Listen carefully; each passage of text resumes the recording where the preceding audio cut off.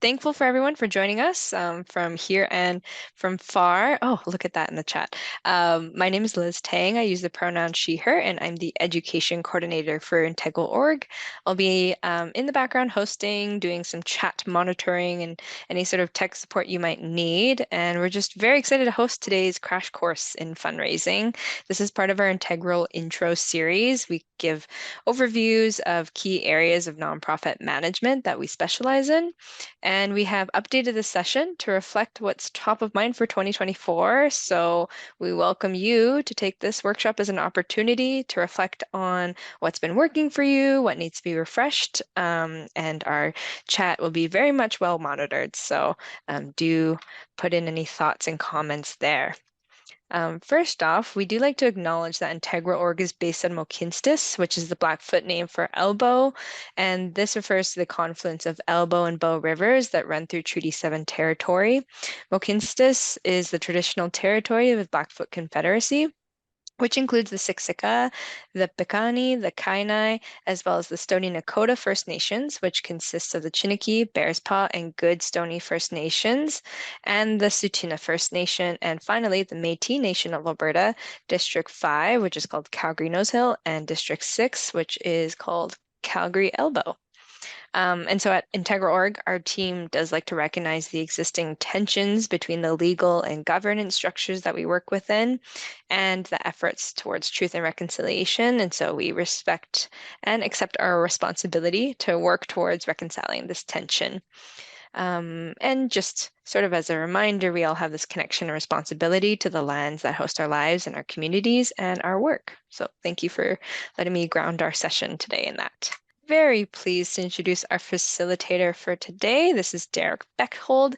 He's a certified fundraising executive whose career, panning 24 years, has had him the honor of contributing to a myriad of nonprofits and charities from a multitude of sectors, which is including but very much not limited to Woods Homes, Can Learn Society, In From the Cold, and currently Brenda Strafford Foundation. And these agencies have ranged in budgets from $500,000 to 85 million and fundraising departments from 7 full-time employees to just one-person shops. And so he's dabbled in every manner of fund development from annual giving through to plan giving and is well-versed in high-level strategic development as well as down to the tactical minutiae of fundraising. So with that, take it away, Derek, and thank you all for joining. Hey, thanks, Liz. Really appreciate it, and welcome everyone. I'm absolutely thrilled to be here. This is an exciting little course. Liz was able to share with me the participant list, and I have to say it is eclectic. It's amazing. It is all over the map, and not only in terms of where people are from in Newfoundland and small places in Alberta and Lancashire. But also eclectic in terms of our missions and size and scope and whatnot. But what's really cool is that we're all galvanized by that one thing, right? The passion for our org, what it is we're trying to do, and our mission therein. So let's kind of delve into this wild world of fundraising and see what comes out the other side, shall we? So the first thing that we'll sort of look at in this webinar today is an overview of the fundraising trends for 2024. I've seen some of those, and some of them are quite interesting and quite new, even from my perspective. So that'll be interesting. We're then going to look on the return on investment in fundraising. So what are some of the best fundraising methods and mediums to utilize? Of course, always trying to remember, let's balance between the cost of raising this, whether it's the money that goes into it or human resources, but then also what you're going to get out of it, and especially for a small shop, that's incredibly important. Then we'll look at the ask, and that is sort of the who, when, and the how. But please, as we're going over this, please remember in the back of your mind that it is such an honor and a privilege to seek funds for our organizations, and ultimately what it is we're doing is very, very noble work. Then we'll dabble in stewardship, the art and science of thanking, as I call it. And this will be fascinating because you guys can have your own very, very important perspective on here. Who here has donated to a charity, right? And who hasn't received a thank you letter or an acknowledgement of any sort? right? So these are sort of important things while we're kind of looking at the stewardship and take it from that perspective of you being a donor yourself. And then finally, we're going to sort of look at some of the tools that we can utilize, and especially in a small shop, that will enhance your effectiveness and your efficiency. First, if we want to sort of understand fundraising, we have to sort of really understand the nuances of our industry and what is the pool that we sort of play in. And quite literally, there are a number of myths and misconceptions regarding the nonprofit sector, and then also specifically fundraising itself. The common joke is, oh, you're in fundraising, so is that like bake sales? And oh, it certainly must be garage sales, right? No, no, that is not. There is an art and a science to it. So let's first look at some of these myths and misconceptions that are swirling around regarding our sector. So myth number one, we all do good work, right, here in the sector, and we're all from unique and different organizations and agencies. Wrong. There are over 170,000 charitable and nonprofit organizations in Canada. 85,000 of those are actually registered charities. And according to CRA, and I just recently sort of data mined this, there are 9,323 registered charities, just registered charities, not nonprofits, here in Alberta. That is a staggering amount, and there is incredible overlap with that, right? So if we look at this between 2003 and 2018, while our population grew by 39%, nonprofits were right in tow there and grew by a staggering 35%. So there's a lot of us in this sector, and we're all some of us are doing the same thing. If we can look at myth number two, certainly, we have incredible missions and it's undeniable. So people want to support us, right? And there is enough dollars to go around for everyone. That's not quite accurate. What we're really starting to find, and this is rather unsettling, is that we're becoming more of a have versus a have not sector. And there really is a finite pool of resources for all of us to partake in. Really kind of looking at this a little more. Oh, oh, yeah, and one more ahead there. There we go. Excellent. Thank you. To really kind of sum this up, 85% or 86%, sorry, of charities garner about 23% of fundraising revenue. Okay, and these are receipted gifts. 13% of charities bring in 75% of fundraising revenue. So those are some of your big boys. Those are your hospitals, right? Those are your universities, post-secondary organizations. So that is staggering. Those are staggering numbers. If we were to sort of dig down further into the giving report, which this comes from, Canada Helps, fantastic research that they put out. 78% of the charities make less than $500,000 a year in revenue. I'm sure that's probably a few of you here. 90% of charities employ 10 or fewer full-time staff, and 58% are fully run by volunteers, right? So these are quite the odds are kind of stacked against, when you have the little guy up against some of these hospitals or post-secondaries and that sort of thing. If we can go on to the third myth. Hey, once we do have somebody that is passionate about us and that they give, they will continue to give, right? No, again, that is wrong. Donor retention is quite low in the not-for-profit sector. Quite literally, donor retention is simply sort of a measure of how many donors continue to donate to your organization. Simply, if the higher the donor retention rate you have, the more long-term supporters that you will have that will come back to your organization year over year. Nonprofits, unfortunately, with a slow or low donor retention rate, need to continually acquire new donors or even larger gifts just to maintain and keep up. And as we'll see a little further on, donor acquisition is certainly a very costly endeavor. So if we can go on to the next slide, and I think this might be sort of our first poll, is it not, Liz? Yeah, that's right.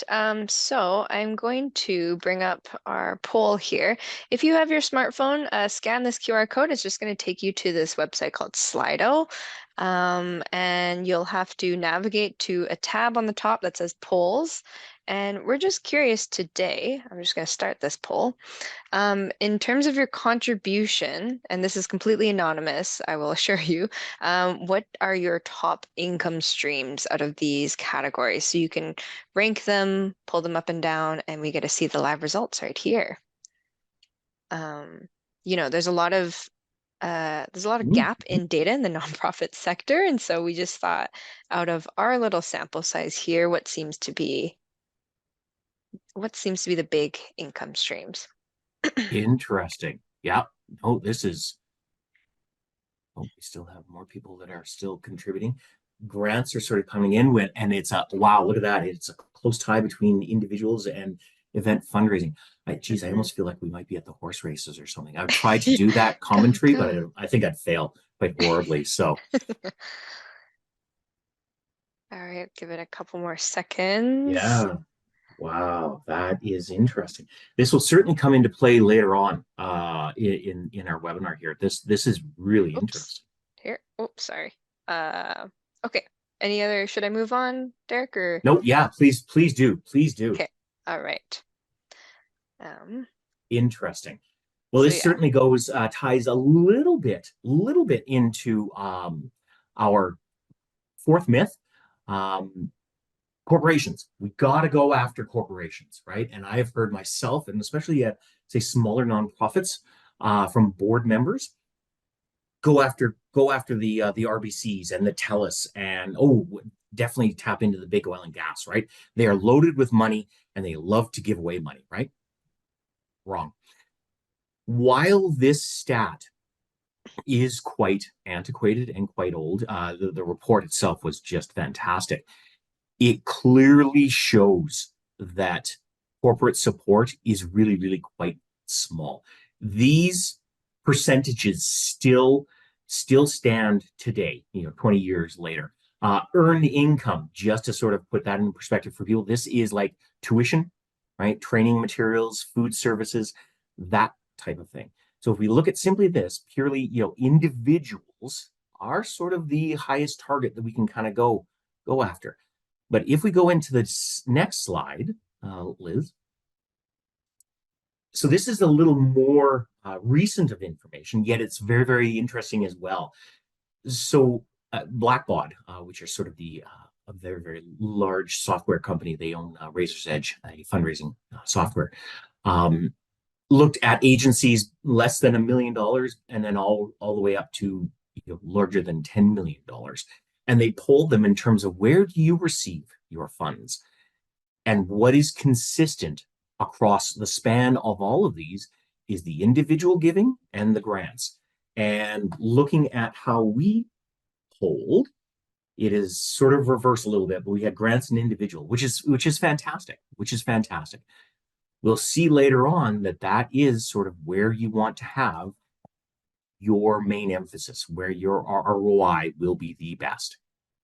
We can go on to slide number 5, please. This one is really neat. So this younger generation, right? They are very, very much into social justice. They are very, very engaged. They're tapped in. They know the pulse of what's going on. Certainly, this younger generation, because they are so engaged, they love to give, right? And they will give. Not quite. Again, this comes from the Giving Report from Canada Helps. Certainly, would you must take a look at them. Uh, Canadians aged 55 years or older give at twice the rate as younger Canadians. And what we're starting to see is that there's really no indication that the giving from this younger population will be replaced once that older generation is no longer able to give. So who's going to sort of fill in that gap? Right. So again, if you hear this, oh, we must go after them and we must engage them on TikTok and Snapchat and all these sorts of things, maybe think twice about that. What's also interesting is from between 2007 and 2017, the share of tax filers who made donations dropped significantly. from 24% down to 19%. So if we can go on to our next slide, this I think is really quite interesting. And Mr. Chang is the president and CEO of Canada Helps. A couple things I want to sort of look at here is without meaningful and intentional changes. If we continually do the same thing over and over again, and yet we have the same results, but we want something different, what is that the definition of, right? Insanity. So clearly, if we want to try and change what it is that we are doing and bring revenue into our organization so that we can accomplish our mission, we want to sort of change up what it is that we are doing. So that is where I think we look at meaningful and intentional changes that we can make. So if we can start to take a look at that. So the first, 5 myths that I gave you guys were all doom and gloom, right? So we might as well just sort of pack it in and call it a day. No, please don't. I think there are numerous advantages, especially to small shop fundraising. What I found when I was in the smaller shops is that you're more akin to flexibility and that adaptability, being able to turn on a dime, and especially with some of these statistics that we're seeing, you're able to adapt quite quickly to these trends. I also found that fundraising and stewardship methods could also be far more customizable. They can be more intimate. And also, and we'll see this a little further on, and this is an interesting word, they also seem to be a little more authentic, right? You don't have this bureaucracy that you must sort of go through to ensure that people get thanked, people get asked, this type of thing. You can sort of move on that dime.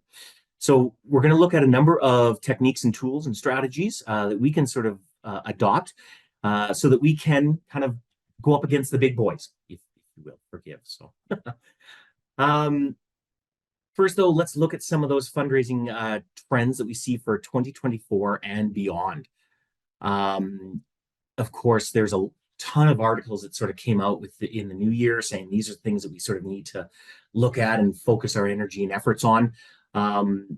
I'll sort of go over some of these top trends that I see and give you sort of some of my take on it. Of course, AI, right? Automation, machine learning, chat GPT. This has been top of mind for so very many people. And we are starting to see increased usage and popularity of this, especially within fundraising mediums. Recurring donors and giving flexibility. What does that exactly mean? That means make sure that you are offering your donors different alternative methods to ask them for cash. Give them options and opportunities to give, because how one person gives may not be how another individual gives. And we want to meet our donors where they are at. When we are looking at recurring donors, these are individuals that will set up sort of a monthly gift, right? So this could be Betty, who will give you 12 checks of $25 for post-dated for each month, right? This could be EFT setup. The important thing about monthly donors is that we're starting to see that the subscription style mentality is really starting to sink in, right? Whether it would be your Netflix or whether it is your Amazon or, these types of things. People like this recurring thing where you kind of punch it in once, just take it out of my account each month, and you forget about it. So that's something to sort of take a look at. Peer-to-peer fundraising. This is interesting because we're starting to see a trend here for peer-to-peer fundraising as an acquisition tool. So what does that mean? That doesn't mean just me going out and asking you for $25 for the Brenda Stratford Foundation, but rather, is there a way that you can have friends of your organization ask their friends, ask their stakeholders, ask their family members? Some great examples of this are the Ride to Conquer Cancer, the Scotiabank Marathon that's here in Calgary, where you will, say, for a run, set up a number of teams, and they will go out and fundraise for you. So that I think is really kind of an interesting new trend. And then number 4 is looking at increased transparency, ethical conduct, and accountability. This was always sort of top of mind for nonprofits, but a few years ago with the We Charity scandal and these types of things, I think this is something that we're definitely going to have to keep top of mind. And how is it that we show impact? And how is it that we tell stories ethically and meaningfully to our constituents? If we move along, Liz, this one is always a bit of a wow factor, and please kind of think about how you brought in money and some of the mediums that you were using. Before we look at the asks of how, when, and why, and where, and all those good things, let's look at the ROI, right? You come from small shops and you want to ensure that you are getting the biggest bang for your buck. These numbers are generally quite interesting and quite telling, because you will hear from board members, oh my goodness, please, we must hold a gala. We must hold another golf tournament. Okay, absolutely. Please note that these types of things are generally going to cost you a heck of a lot more in terms of raising a dollar. Donor acquisition is certainly one of the uh, worst ROIs you can have, because that's pretty much akin to cold calling, sending out the spray and pray, as we call it, just sending out an ask to Tom, Dick, and Harry out there. That is not where you are going to actualize your revenue. Major gifts, right? But then also you can see on here, planned giving, that's a different nuance. I'm not going to go too much into that. That's regarding wills and bequests and such. But grant writing, right? So these are two things to sort of take a look at. And fortunately, those are two things that you guys looked at as well, or what you indicated on your poll were how you received your revenue. So this is great. This is awesome. We can look at our next slide there. The Pareto principle. This is interesting. So it's more known as the 80-20 rule, right? And what this states is that for many of your outcomes, roughly 80% of the consequences are from 20% of the causes. When it comes to fundraising itself, though, we're looking more at 95-5. So what this means is that we're looking at 5% of our donors generally are contributing 95% of your cash. So that is your major gifts, and that is your grants, right? So see how this is kind of all starting to tie together, right? So this is something, again, important to remember as we now start to go through some of the who's, the whens, and the whats of the actual sort of fundraising. So Liz, if we can look at our next slide. So to actually start to look at the who's of fundraising, who it is, who are we going to be asking? I don't know where to start, and I don't know anybody, and these types of things. These often come up, especially from board members, if you're working with your volunteer board, or if you're just a volunteer-driven organization, right? We don't know Oprah Winfrey. We can't ask her for money. Fair, absolutely. But who is it that we can leverage? What are the relationships that we currently have? Certainly look to your board members. They are the closest to your organization. They give of their time, they give of their energy, their talent, and they're legally and fiduciarily responsible to your organization. Look to them for support, possibly for donations, possibly for insight. Who do they know that we can touch base with? Are there some corporations that they're involved in? Look to your other volunteers. These are individuals that give of the greatest commodity to your organization, time, right? They give of their time. Can you pick their brains? Can you ask them for cash? There is no question that there is a direct correlation between volunteers at your organization and giving levels to your organization. They give at phenomenally higher rates if they volunteer. Can you also look to your staff members, right? And this can be a dicey one, and this can be an interesting one. And there's a few things to sort of consider here and just be careful about and cognizant of, okay, what are some of the sensitivities around asking staff members? I personally know that at every organization I've ever been at, I have donated to them. right? I have donated. My personal view is I can't ask for money unless I can give money, right? So that's my personal view. So certainly think of that as a stakeholder. This next one is interesting, is other stakeholders to your organization, clients. So at the Brenda Stratford Foundation, a major component of ours is aging care and senior living.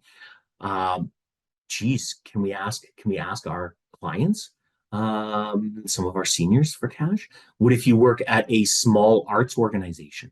What if you work at a small animal shelter? Can you ask some of the people that come in and pick up a new puppy, or can you ask somebody that attends a one of your art sessions or theater outings? These are something to sort of certainly think about. They partake in your organization, they partake in the services you provide. That might be something to tap into. And then, of course, always any sort of connections through long-standing donors. An individual that donates to your organization year over year, certainly ask them what who do you think that we can touch base with? Who do you think we could go to or really kind of excite about our organization? If we can look at the next slide here, other who's that we could tap into. And again, this really sort of goes along in the poll, the number one thing that you guys focus on was grants. Absolutely, right? Grants, though, can be made up of a lot of different sectors, right? Whether that will be foundations, it can be corporations, service clubs, or pseudo-government agencies. Service clubs are fascinating, and I think they're often an untapped resource and just a wealth of dollars and information, especially for rural communities. I know in Calgary, there's got to be, oh my goodness, probably there's 13 Rotary clubs in Calgary, and then double that in terms of other service clubs. Tap into them. There is no question. Their sole reason is to give back to the community. If you were to go on to, and this is a website I certainly recommend you take a look at, Charity Village. And if you type in corporate funding or foundations, they will come up with some great tools and strategies, but also some great foundations that you can tap into as well. If you were to, City of Calgary, absolutely. There's no question that is a great comment as well. I check this out. Go to CRA, Charities Directorate, right? And if you do a search on public foundations or private foundations in Alberta, there are 1,174. Now, does that mean all of them are going to support you? Absolutely not. But at one small agency that I was at, we had a volunteer there who had given of her time for about 25 years, and she had nothing but time to literally go through all 1,000 of those charities and see which one we might fit with. What a great little project to take on board. For corporations, certainly you could look at your local chamber of commerce for a list of companies, business directories, that type of thing. If you Google, and just simply Google Alberta-grants for nonprofits, the Alberta government actually has a wonderful website with a number of grants that you can start to take a look at.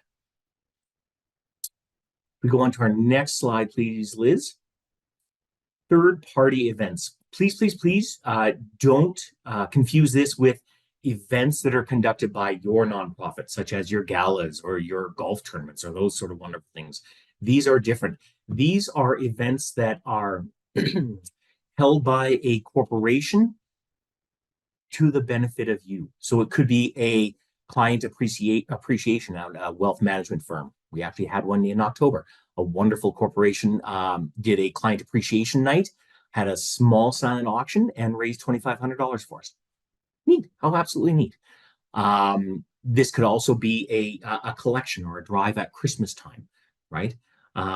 Some other things to look at are what are some community events that are going on that have that third-party event flair to it. Scotiabank Marathon in Calgary is one example, right? All you need to do is sort of go out there and ask other individuals to fundraise for you.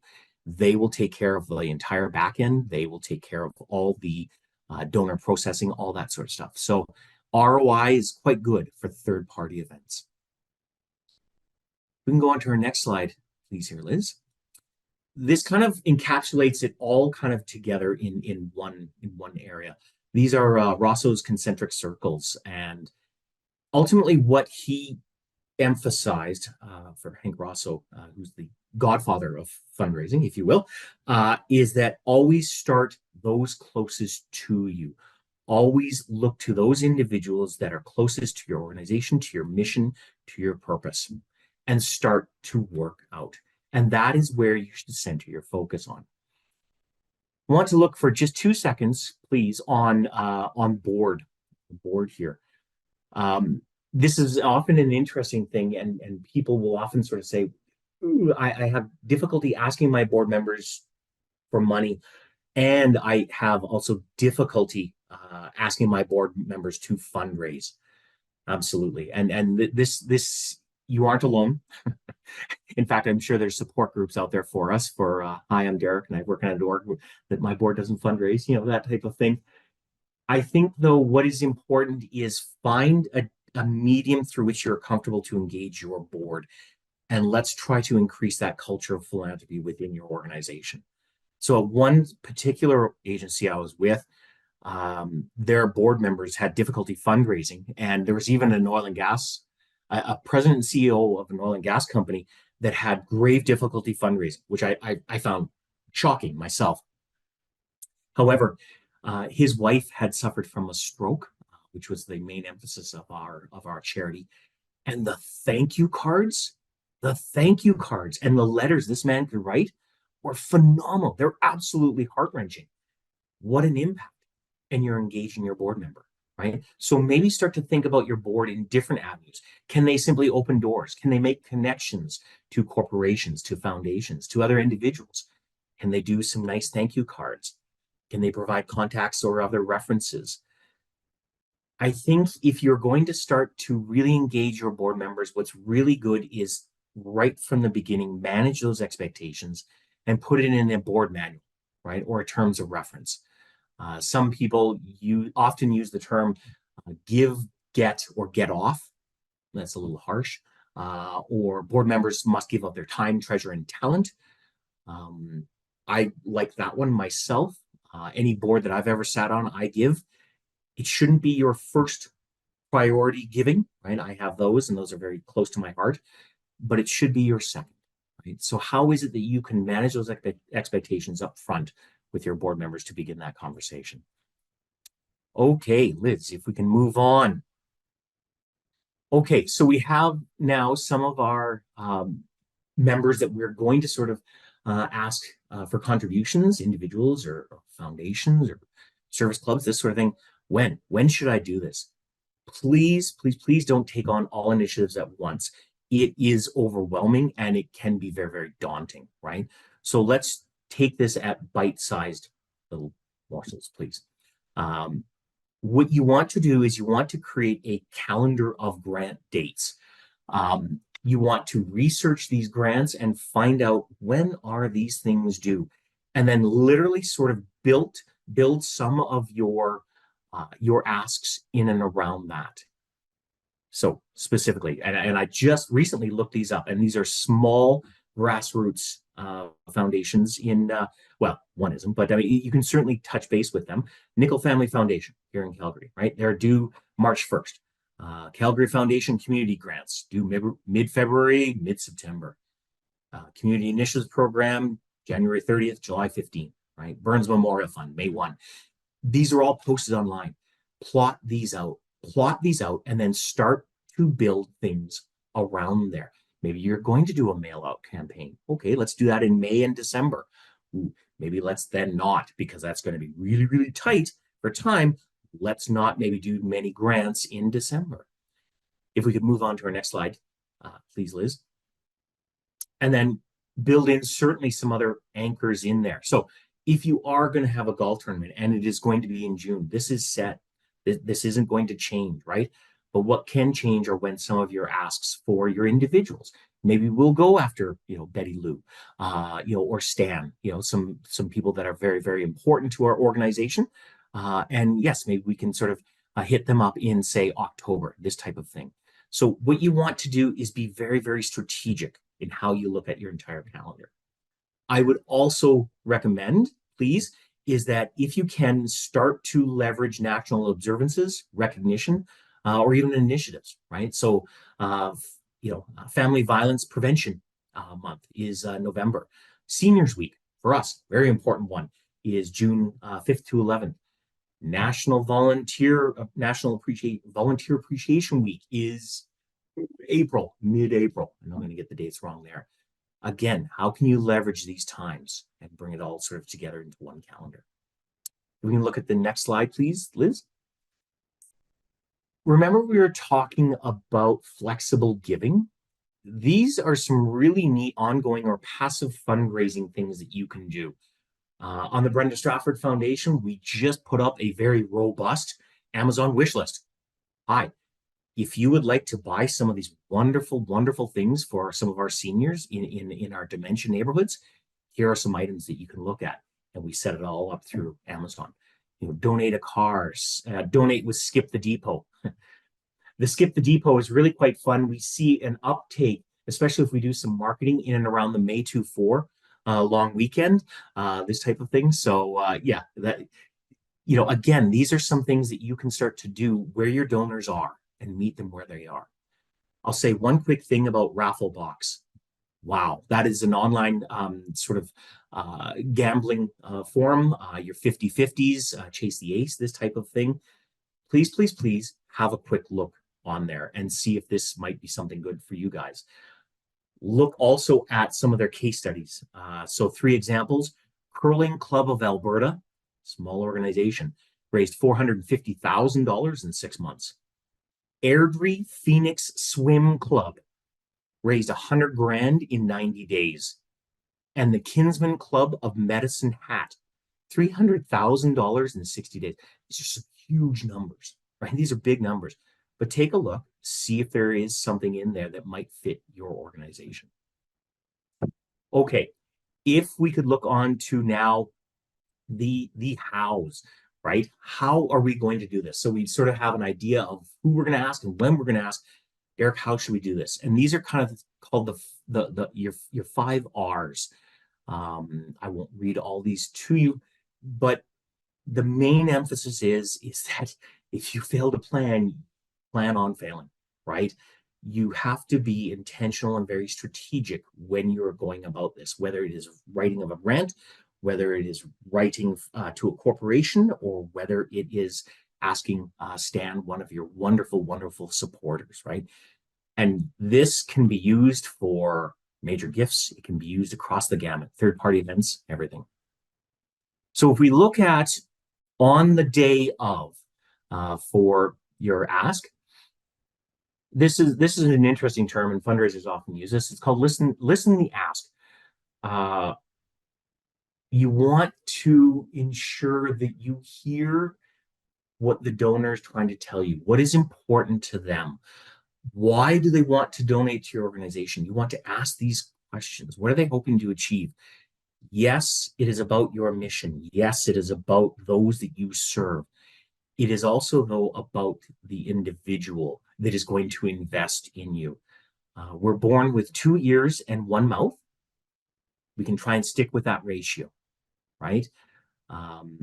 I think this is really where small charities can shine, because again, you are quite often involved directly in the stories and the stats and the impact, and you can provide these directly to your donor or your prospect that you're going to, right? I mean, when I worked at a brain injury organization, I would have the wonderful, incredible clients, come by in a wheelchair or using their walker or cane, walk by me, and I chat with them every day, and you could see the impact happening, right?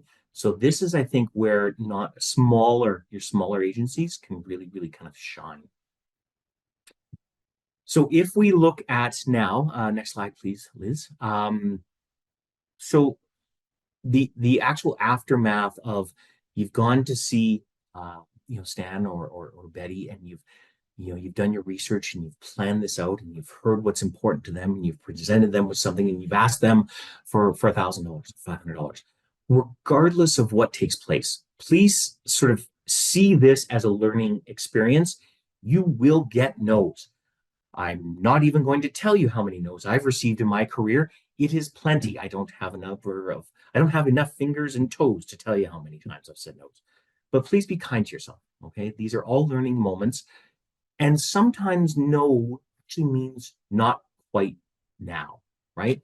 So whatever happens, please though thank them, regardless of the outcome, thank them for their time, for their attention. We'll then move on to the next element, and this is personally my favorite, is the stewardship element. This is, I think, again, far more important than the asking, and I don't think you can properly ask for money unless you can thank people for money. This fundraising effectiveness report is really quite telling. Why did people stop giving? They weren't thanked. And this comes back to, that couple first slides in. How many of you have donated $25, $50, and you weren't thanked? How did you feel? How did you personally feel about that, right? So this is something to certainly think about, is these are the main reasons why somebody will stop giving to your organization, and thus you will not be able to retain your donors.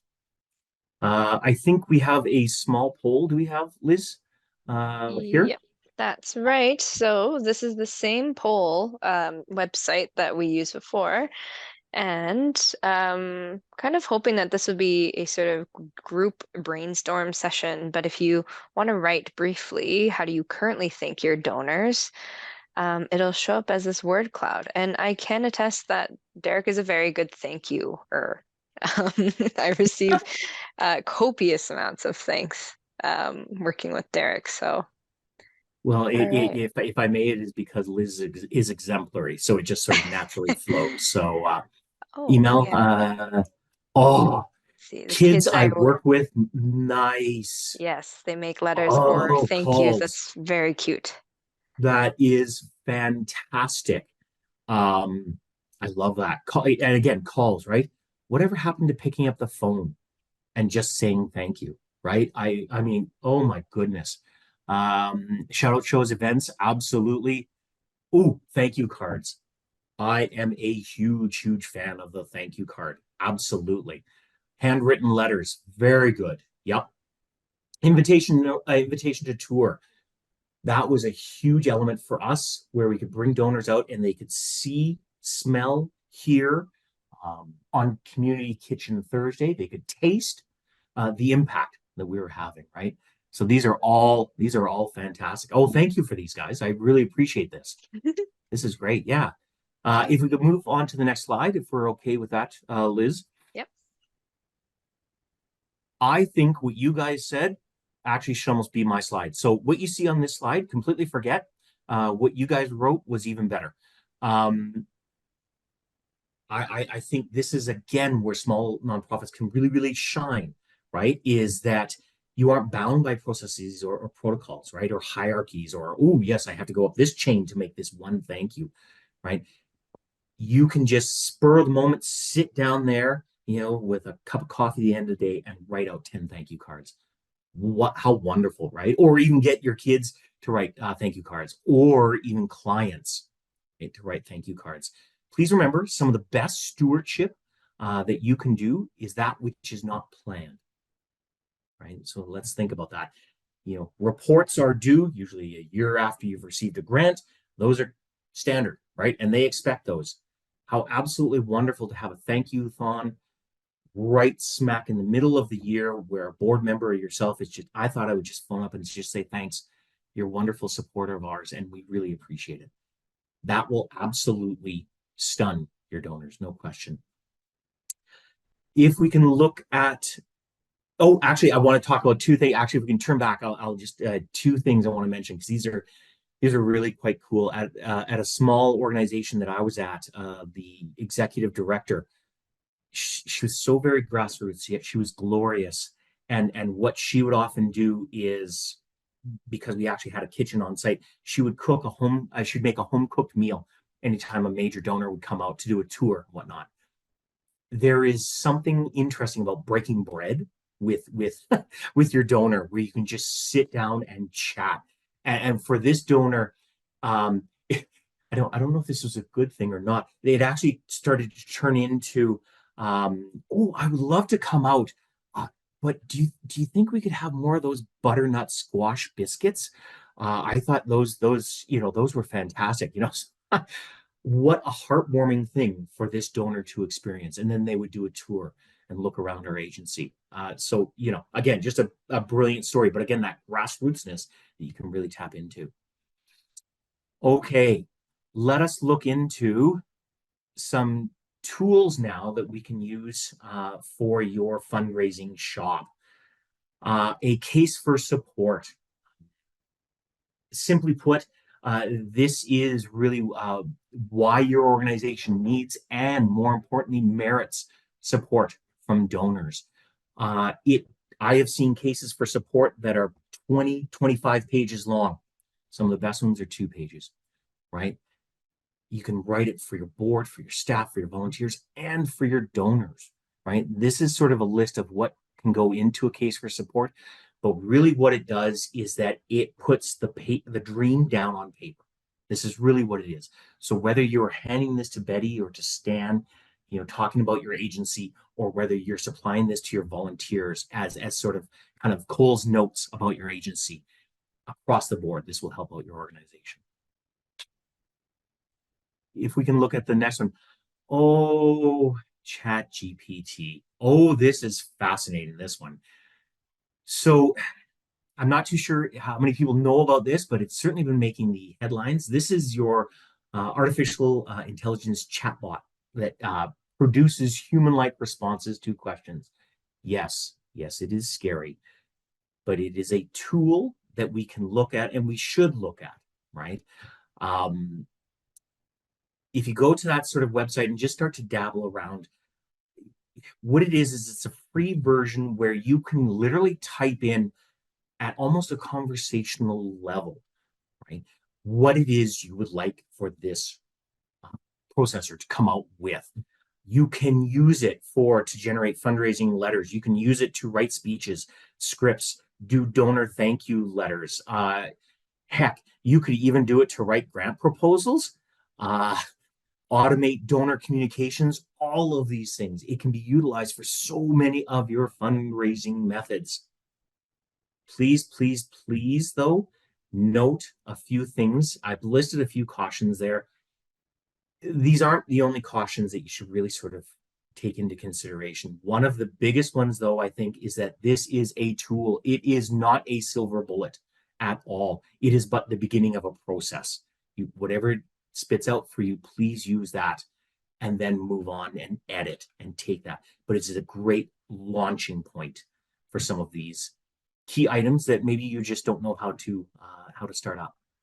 So if we look at the next slide here, and thank you, Liz. She was actually, I thought I'd have fun one day, and I thought I would, for the Lethbridge Symphony Association, type in some various sort of commands to um, to Chat GPT. The important thing about chat, as it likes to be called, is that the quality of your responses will be very, very much dependent upon the quality of your questions, right? So the more detailed information you plug in there, the more refined of a product will come out at the end, right? So again, some of these things that you see in here are literally kind of drilling down each level. No, I'd like it to be more professional. No, please only have 150 words.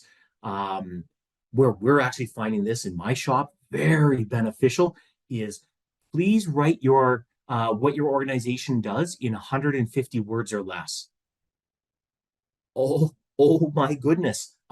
So if you take all of this information and cram it in there, it is great for that. But again, there are some cautions coming out of this. Don't provide very, very personal, detailed information. This plucks from the internet, right? And that is where you should have that information coming from. No personal information. And then finally, let us look at some tools for your shop in terms of CRMs. Please, please, please if you do not have a donor database, I cannot strongly recommend enough that you must have a donor database. Obviously, one for doing tax receipts, right? So it's a CRA requirement, right? That you have to fulfill for tax receipt obligations. But you are also able to track your donors, your donations, their giving history, and therefore really sort of start to funnel down where are you spending your time. Are you, looking at the 80-20 rule, right? Are you spending an inordinate amount of your time on something that only yields 20%, right? Or do you want to spend 20% of your time on something that yields 80% of your revenue, right? I also put on here some fantastic small little CRMs that you might be able to utilize. Salesforce, they're a big and burly organization, but for charities, they offer it for free, but it is quite complex. Little Green Light is a new one I just encountered, and wow, they're a neat little organization. But check out TechSoup if you are on there as a nonprofit. Certainly go through there and see what they have to offer, and they can offer some discounts on some of these CRMs. And I think just as some of the final thoughts and wrap ups here, Liz, please things to remember. If you're starting to pursue this and take on some new strategies and new tactics, Rome wasn't built in a day, right? Be gentle on yourself, and neither was a fundraising program. If you are going to, if we go to the next slide, please. If please you're going to engage in any sort of activity, anything at all, please measure it, right? Please ensure that you're, so right now we are measuring, or we're looking at our annual giving that took place in December, and we tracked number of new donors, number of, or how much was the donation per donor. We are tracking it all. Why? Because year over year, we want to see how we're doing. Where are there gaps? Are we getting better? Should we change something, right? We don't want to keep doing something the same again and again that does not work.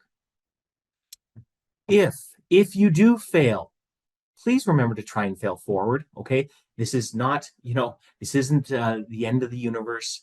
You will fail and it will happen, but what can we learn from there, right? What can we sort of take away and ensure that we don't do this again? And then finally, I think the most important one, and this one I really advocate for, is that if you do succeed, and you will succeed, please celebrate. Okay, that is so very important. Celebrate with your team and celebrate for yourself for those small wins. And that is fundraising Yes. 101. Thank you. Oh, thanks, Derek, so much. That was very fun. Before we get into questions, I do just have a quick couple notes. So if you did enjoy today's session or you had some feedback for us, I'm just dropping in our feedback survey in the chat. We do look at every evaluation and they are very enjoyable or very looked at. And we're always hoping to bring what you folks need. That's why we exist here at Integral Org. Another thing that's coming up in a couple of weeks is the Life of a Grant workshop, which includes Derek and another very experienced fundraiser as well. And this workshop just walks you through the life of a grant, so the process of a grant, and some best practices from the perspective of both a fundraiser, so that's Derek, and a funder, which is Sarah Steppa.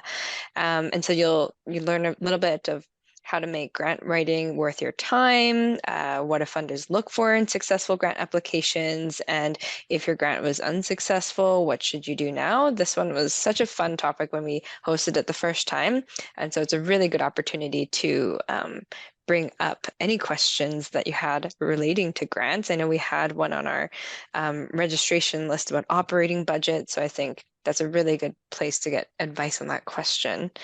And that's it. So Q&A, we didn't get a ton, but maybe I'll pose this one I to you, did I Derek. did see one. If I Yep. could, oh, go ahead. Yeah, Nope, go, oh, no, you go, go ahead. Liz. Is it the one about communications Oh, no, I and didn't see or that. So you marketing, I go, mean? please, please. Okay. Well, I'll put the one in the chat out there. So, yeah, what would be your advice to link fundraising with marketing, just kind of connecting those two pieces of work? Oh, oh my goodness. Excellent question. And so critically important.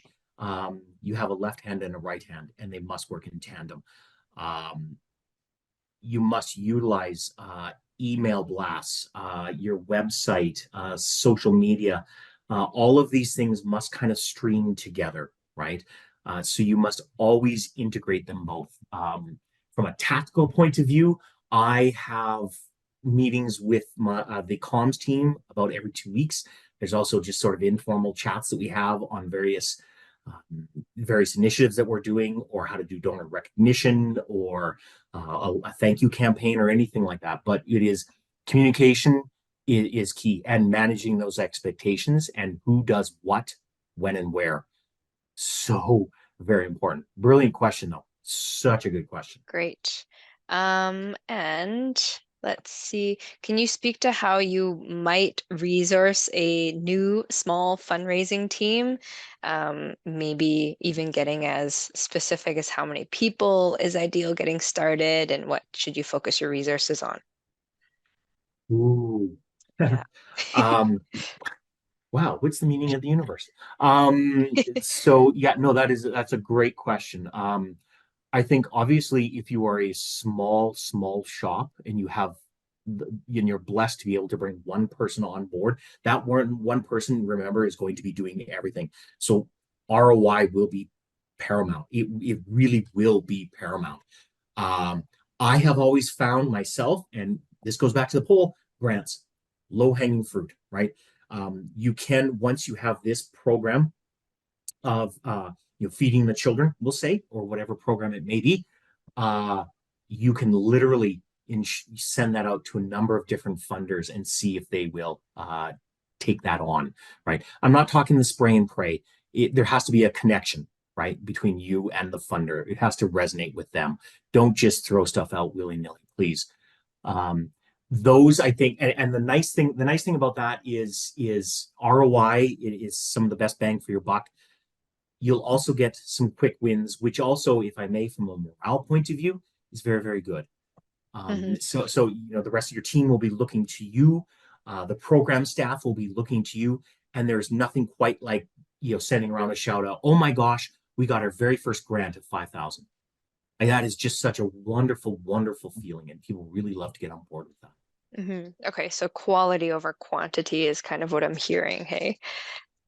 Listen to A lot of Liz; she's far better at this than I. Yes, I am not. yes. And maybe I'll ask the age-old question since we're talking about, getting those small, nice grants. Where do you typically look for when you're searching for those grants, if I may ask? Yeah, no, absolutely, absolutely. Well, like I said, on that one grant slide, there's a few that are on there. Definitely under Google for Alberta dash, nonprofit grants, that sort of thing. And like I said, they will actually literally come up with a bunch of grants that are there. Charity Village as well will also have a number of grants. Ooh, ooh, ooh. What I often do is I will go to like agencies, so agencies that are very, very similar to ours, right? And I will look at their donor list. Oh, but they don't publish their donor list. Some of them do, and they put it on their website, right? We would like to thank our supporters. Boom, and they write out the list. There's a Nice. great place to start. Good Great place. tips. Because if they give to this one homeless organization, there's a chance they may give to your homeless organization. Great. No, thank you so much. Okay, well, that is our time for today. I'd just like to thank everyone for joining once again. And if you have any other outstanding questions or feedback, please do put that in the survey and we will get to that. And yeah, Integral Org does many different things in many different areas, as you kind of see here. And so don't be afraid to reach out through our admin email, or you can shoot me an email as well. And that's about it. I'll be sending out an email quite soon with the link to where you'll find the recording, which will be made available today or tomorrow. And yeah, thank you all so much for your Thank time. you, everyone. Take care.